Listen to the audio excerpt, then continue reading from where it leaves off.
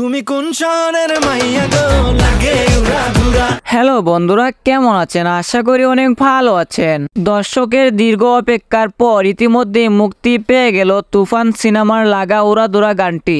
তুমি কোন শহরের মাইয়া গো লাগে উড়াধুরা। এই গানের ট্রিজার দেখে রীতিমতো অবাক হয়েছিল দর্শক। ইতিমধ্যেই পাওয়া গেল সেই পুরো গানটি।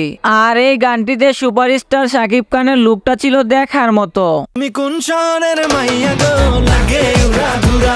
তুমি কোন শহরের।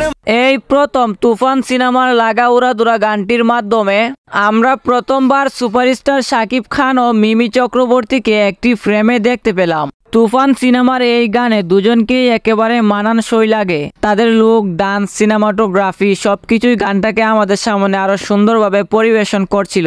এই গানটার লিরিক্স তুমি কোন শহরের মাইয়া গো লাগা উড়াধুরা বারবার মনের ভিতর বাজতে থাকে। তুমি কোন শহরের মাইয়া গো লাগে উড়াধুরা। সেই সাথে এই গানের লিরিক্স গুলো অনেক সুন্দর। তোমার জন্য পাগল জোয়ান থেকে বুড়া। আমার জন্য পাগল জোয়ান থেকে বুড়া। এই গানটাকে ঘিরে যে কথাটা বলতেই হয় সেটা হচ্ছে এই গানের স্টেজ। এত বড় পরিসরে গানটাকে করা হয়েছে, সেই সাথে এত ভালো কোয়ালিটির ক্যামেরা ইউজ করা হয়েছে, যা দেখে যে কেউ বলতে বাধ্য হবে এটি যেন বলিউডের গান। এই গানটিতে সুপারস্টার শাকিব খানের লুক ও পারফরমেন্স সবার কাছে ভালো লেগেছে। সেই সাথে মিমি চক্রবর্তীর উপস্থিতি এবং পারফরমেন্সও মন কেড়েছে সবার। কিন্তু এই গানটির আরো এক বড় আকর্ষণ ছিল প্রীতম হাসান। তুমি কোন শহরের মাইয়া গো লাগে উড়াধুরা।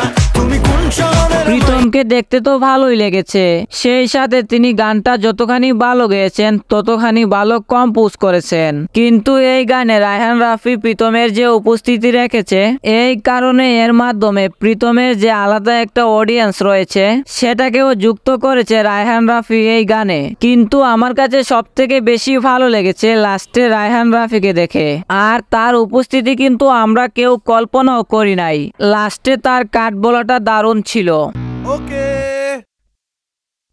এই গানটি নিয়ে দর্শকের একটাই কথা, সেটি হচ্ছে 45+ শাকিব খানকেও এই গানটিতে যেন 25 বছরের যুবক লেগেছে। সেই সাথে নেটিজেনরা আরো বলেছে এই গানটি নাকি দেশের অলিতে গলিতে, বিয়েতে, পার্টিতে সব জায়গায় বাজবে। তো যাই হোক বন্ধুরা, আজকের ভিডিওটা এই পর্যন্ত। আর ভিডিওটি ভালো লাগলে একটি লাইক দিয়ে চ্যানেলটি সাবস্ক্রাইব করে নেবেন। তো আজকের মতো বিদায় নিচ্ছি। সবাই ভালো থাকবেন, সুস্থ থাকবেন। ওকে। কাট।